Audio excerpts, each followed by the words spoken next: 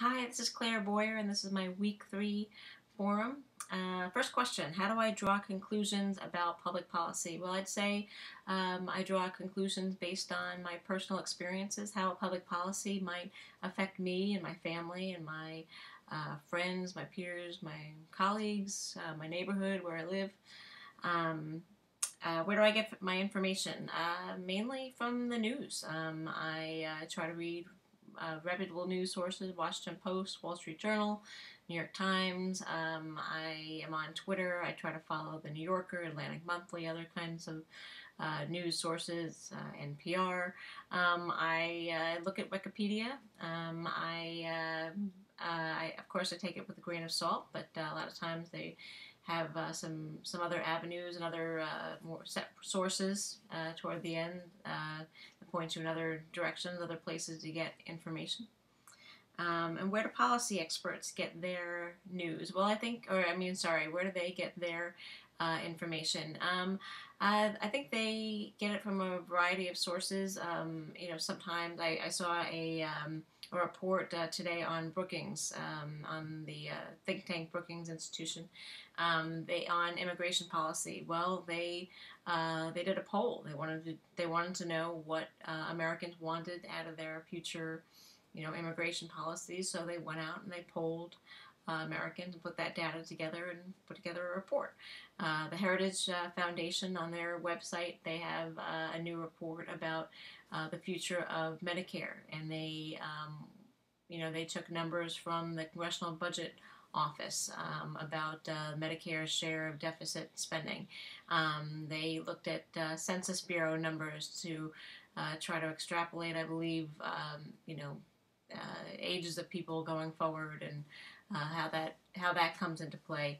Um, and Brookings did another report about income inequality, and they examined tax returns. So they use a lot of government data and analyze that to put together new reports or new ways of looking at public policy.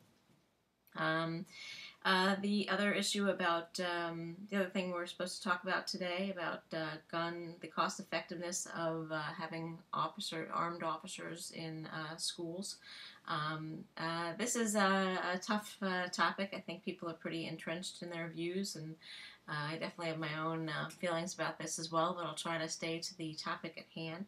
I think if you're trying to analyze this public policy, you're trying to look at a couple of things, and obviously read up on the news to see what's out there. But I would, if I were looking at this, I would try to look into how many schools already have armed officers versus how many don't, and see how they went about doing that. But I mean, as far as cost effectiveness, I guess you really need to figure out how much an officer costs. Including their salary and their equipment. How many officers you need for all the different schools in a district. And then, whether that particular district and that particular municipality has the money. I mean, who pays for it? Is that a school district thing? Is that again the municipality?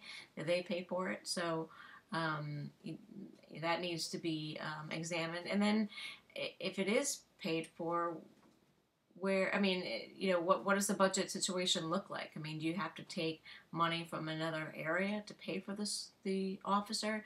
So does that mean students get, less PE time or less music time, or is that apples and oranges? Does that come from another part of the budget?